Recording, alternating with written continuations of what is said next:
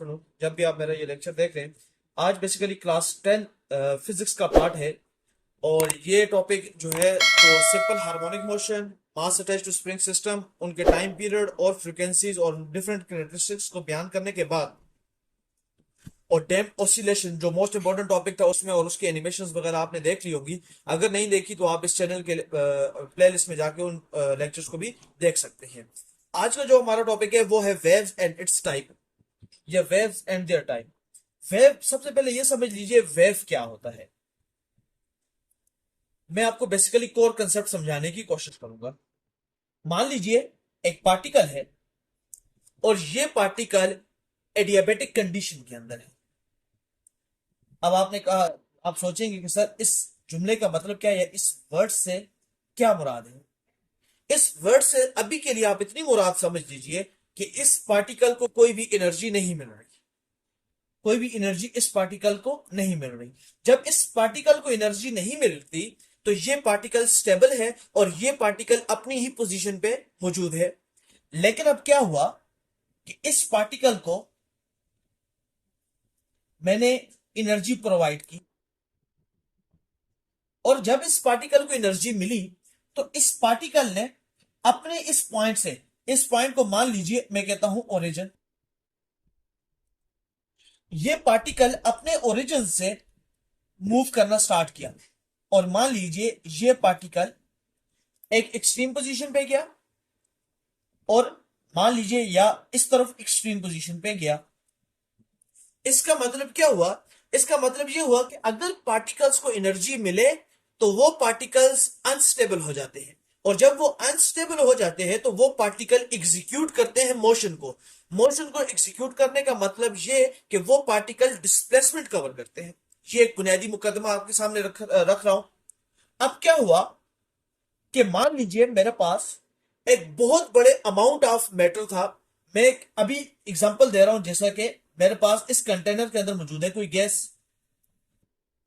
और इसके तमाम, मान लीजिए सपोज कीजिए इसके तमाम के तमाम पार्टिकल अभी स्टेबल हैं, इनको कोई भी एनर्जी नहीं मिल रही। लेकिन मैं क्या करूं, मैं इन पार्टिकल्स को एक साथ इनका टेम्परेचर इंक्रीज कर दूं और इनको एनर्जी प्रोवाइड कर दूं, तो ये पार्टिकल अनस्टेबल हो जाएंगे और ये पार्टिकल मोशन स्टार्ट करेंगे।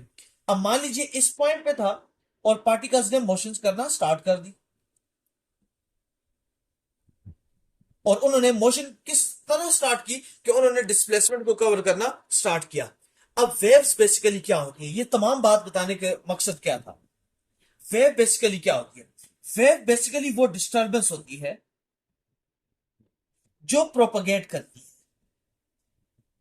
अब प्रोपगेट का मतलब क्या है कि ये डिस्टरबेंस एक पॉइंट पे लोकलाइज नहीं होती, बल्कि ये एक पॉइंट से निकल के किसी दूसरे पॉइंट तक मुंतकिल होती है, जिसको मैं कहता हूं पॉइंट पी।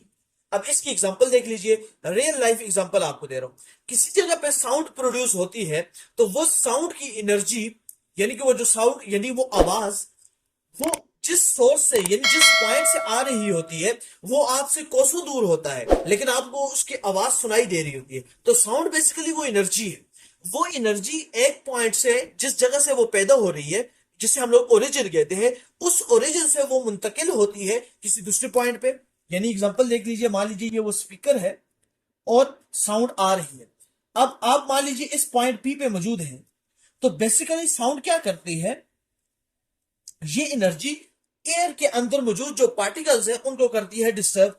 जब वो पार्टिकल डिस्टर्ब हो जाते हैं तो वो डिस्टर्बेंस प्रोपगेट करती है, और वो ओरिजिन से प्रोपगेट करके किसी एक्स पॉइंट पे, किसी पी पॉइंट पे, किसी वाई पॉइंट पे, किसी जेड कोऑर्डिनेट पे जाके पहुंचती है और आपको सुनाई देती है।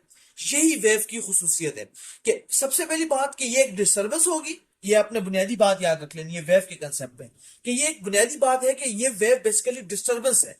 और ये डिस्टर्बेंस किसकी है? पार्टिकल्स की। और पार्टिकल्स की ये डिस्टर्बेंस क्या करेगी? प्रोपगेट करेगी। और जब ये प्रोपगेट करती है तो ये किसी पॉइंट पी पे पहुंच के किसी खास चीज को न्यूट्रलाइज करवा रही होती है। न्यूट्रलाइज करवाने का मकसद क्या है मेरा, मतलब क्या कि जहां से ये पैदा हुई और जिस तरफ ये मुंतकिल हुई, अगर वहां से ये कट ऑफ हो जाए, यानी कि जो सोर्स है, अगर वहां से मैं साउंड को कट ऑफ कर दूं तो जो पॉइंट पी है वो भी न्यूट्रलाइज हो जाएगा। न्यूट्रलाइज होने का मतलब क्या है कि ये डिस्टर्बेंस फिर वहां तक नहीं पहुंचेगी।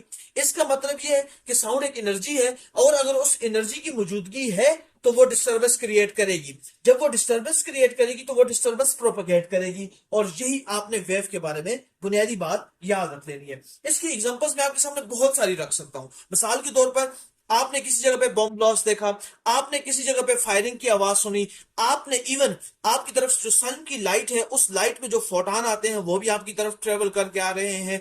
आपकी इस पूरे अर्थ पे मौजूद हर एक चीज बेसिकली क्या है, वो मुख्तलिफ अमाउंट्स ऑफ वेव्स को रिलीज करती है। जिस तरह पूरा एक इलेक्ट्रोमैग्नेटिक स्पेक्ट्रम है, एक्स रेज का है, अल्ट्रावायलेट रेज का है, साउंड वेव्स है हमारे पास, विजिबल रेडिएशन है, एक्स रेज है, इंफ्रारेड रेज आ जाती है हमारे पास, और इसके अलावा कॉस्मिक रेज वगैरह। ये डिफरेंट स्पेक्ट्रम्स ऑफ वेव्स हैं जो डिफरेंट स्पीड के साथ, डिफरेंट फ्रीक्वेंसी के साथ प्रोपगेट करती हैं, आगे मुंतकिल होती हैं। और जब ये मुंतकिल होती है तो ये खास पॉइंट पे पहुंचती है और अपना खास इंपैक्ट भी क्रिएट करती है। ये है वेव के बारे में आपने बुनियादी खुसूसियात या बुनियादी बातें आपने याद रख लेनी है। अब वेव की आ जाती है हमारे पास टाइप्स। याद रखिएगा, याद रखिएगा, मीडियम के एतबार पे, यानी कि अगर मैं मीडियम को, अब मीडियम क्या है जरा समझिएगा। मेरी ये जो आवाज आप सुन रहे हैं, ये आवाज आप तक पहुंच कैसे रही है, जरा इस बात को समझने की कोशिश कीजिएगा।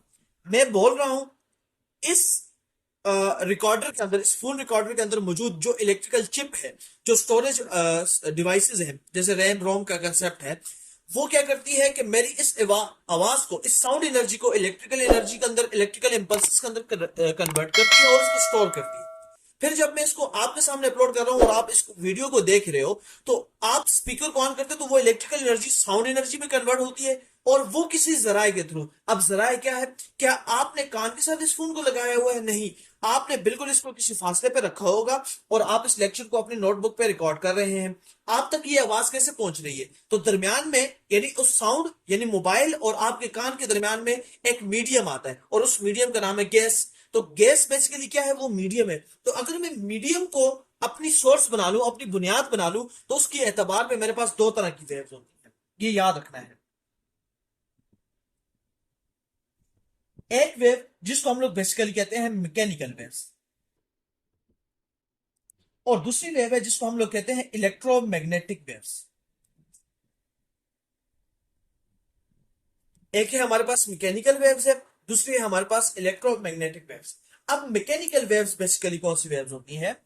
ये वो वेव्स होती है, लफ्ज से जाहिर है मैकेनिकल, बेसिकली इनको रिक्वायर होता है मीडियम। मतलब क्या कि ये आवाजें, ये मौजे, ये वेव्स, ये डिस्टरबेंस, इनको जरूरत होती है एक मीडियम की। अगर तो मीडियम मौजूद है तो ये आपको प्रोपगेट करके दिखाएंगी, लेकिन अगर आप इनमें से मीडियम को निकालें, यानी उस डिस्टरबेंस पार्टिकल्स को निकाल दें, तो ये आप तक उस वेव को या उस मौज को या उस डिस्टरबेंस को नहीं पहुंचा सकती। मैं एग्जांपल देता हूं, अगर मैं वैक्यूम को क्रिएट कर दूं और उस वैक्यूम में जब पार्टिकल नहीं होगा तो कोई पार्टिकल भी डिस्टर्ब नहीं हो सकेगा। जब कोई पार्टिकल डिस्टर्ब नहीं होगा, वो ऑसिलेट नहीं करेगा, वो वाइब्रेट नहीं करेगा, और वो डिस्टर्बेंस को आगे मुंतकिल नहीं करेगा, तो आपको आवाज भी नहीं सुनाई देती।